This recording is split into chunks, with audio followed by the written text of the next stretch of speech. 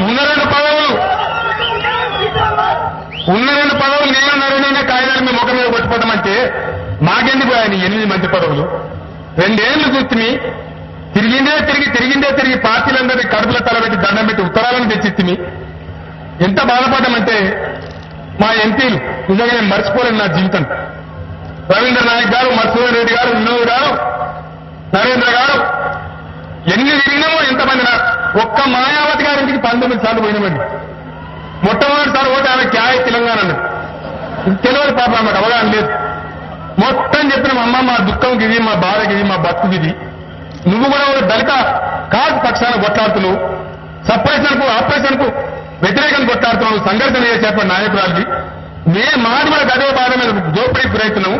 కాబట్టి నీ దండం పెట్ట నువ్వు మద్దతుగా రావాలంటే నిజమైనటువంటి సంఘర్షణ చేసే నాయకురాలు కాబట్టి ఆమె మేము మొత్తం వివరించి చెప్పిన తర్వాత ఇటువంటి విషయం ఉంది కాబట్టి తప్పకుండా మా మద్దతు ఉంటుంది, వచ్చే ఎన్నికల్లో మా పార్టీ మేనిఫెస్టోలో పెడతా అని చెప్పి ఆమె మద్దతు ఇచ్చింది. ఇట్లా ఒక్కొక్కరి ఇంటికి 10 మాటలు, 20 మాటలు, 30 మాటలు తిరిగి వాళ్ళు మద్రాసు ఉంటే మద్రాసు పోయి, బొంబాయి ఉంటే బొంబాయి పోయి, ఎక్కడుంటే అక్కడ పోయి వాళ్ళకి సంజాయించి బట్రాడని జమేసి ఇచ్చింది. అందుకే మా ఆత్మలు కాలుతున్నాయి, మా తరపులు కాలుతున్నాయి. మా మీద కూడా మా ప్రజలకు కొంత అనుమానం వచ్చింది, అయినా మేము భరించడం.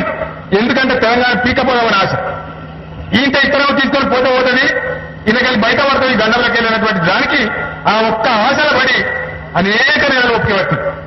నేను మీ బిడ్డగా మీ ముందు చేసే చెప్పటం ఒకటే, నేను మీ బిడ్డను ఈ తెలంగాణ మట్టిలో, ఈ సిద్దిపేట గడ్డలో పుట్టినవాడిని.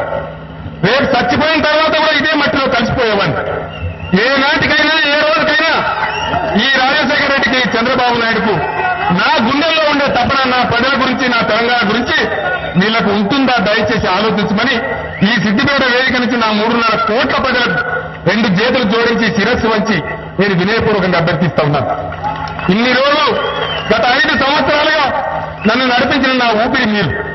నేను సినిమా యాక్టర్లు కాకపోయినా, బక్కపరచడం అయినా బ్రహ్మాండమైన బలం ఇచ్చి ఏనుగులతో పోరాడే శక్తి ఇచ్చింది మీరు. నా ఆశ మీరు, నా ఊపిరి మీరు, నన్ను నడిపించింది మీరు. ఇక ముందు కూడా మీరే నన్ను నడిపిస్తారు. 10 జిల్లాలు ఏకం కావాలా, మన ప్రతాపం చూపెట్టాలా. మా సోదరులు నరేంద్ర గారు చెప్పారు, ఈ రోజు నేను పిలిపిస్తా ఉన్న తెలంగాణ ప్రజలకు, తెలంగాణ వాదులకు, కాంగ్రెస్ నాయకులను, ఎమ్మెల్యేలను, ఎంపీలను ఎక్కడ దొరికిన వాళ్ళని అక్కడ శివరస్తాలను నిలదీసి నిలబెట్టి అడగండి. ప్రజాస్వామ్యంలో మనకు హక్కున్నది. ఎందుకు గులాబీ